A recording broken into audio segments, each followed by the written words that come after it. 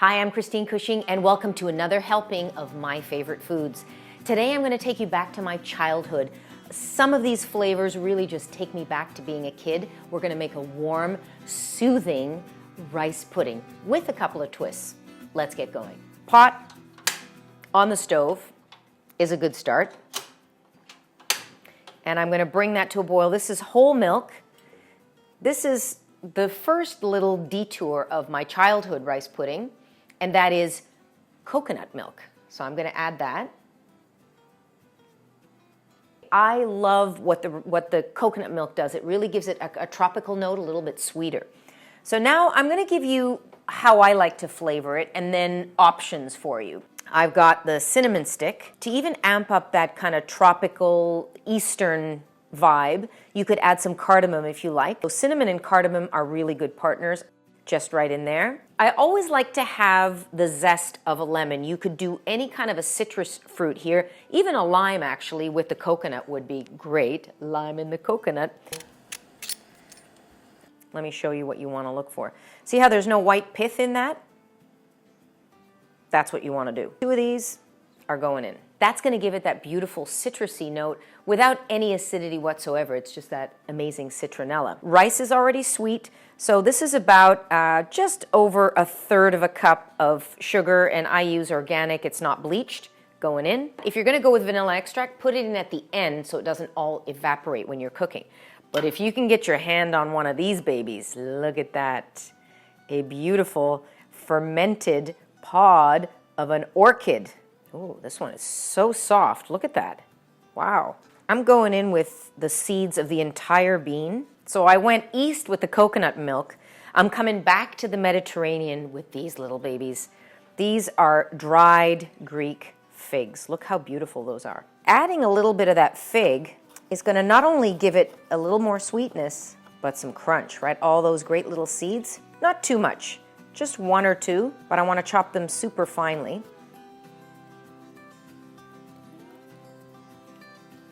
Now last, but certainly not least, the rice. It is, after all, rice pudding. This rice is called marisma.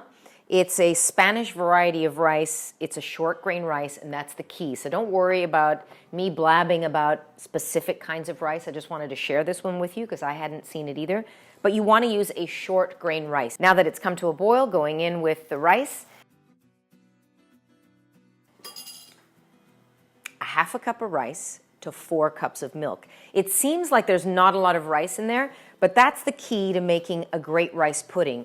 It's gently coaxing out that starch from the rice, and that's what's going to make your rice pudding creamy and smooth.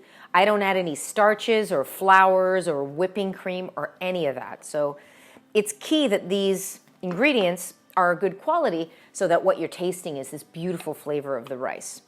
So I'm just stirring it up here. The other thing I always do, this is a sweet dish, so I don't want to add too much salt like I would be making a pilaf, but just a pinch kind of balances everything out. Just a little hint. Already smells really great, all of those spices. So what I do now is it's come to a boil, stir it, I'm going to put a lid on it and simmer it covered for 20 minutes. After 20 minutes of simmering, and I said covered, but you want to keep it a bit ajar because it overflows. That's happened to me many times.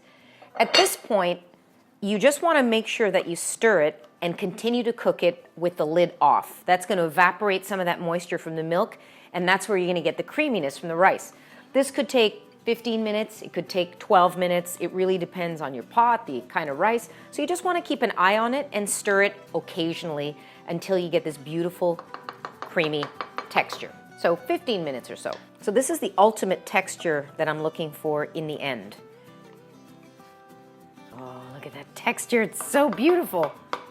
Now, here's where I think a lot of people go wrong. It seems a bit loose, but as the rice cools, it's going to start to thicken even more. So you want it to be a little bit loose at this time.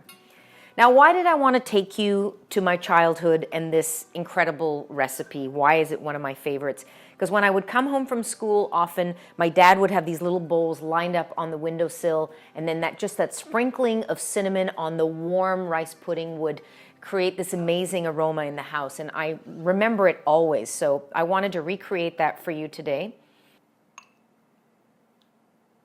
And the whole idea of favorite recipes too is, you know, maybe you think, well, if the recipe's perfect, why are you changing it?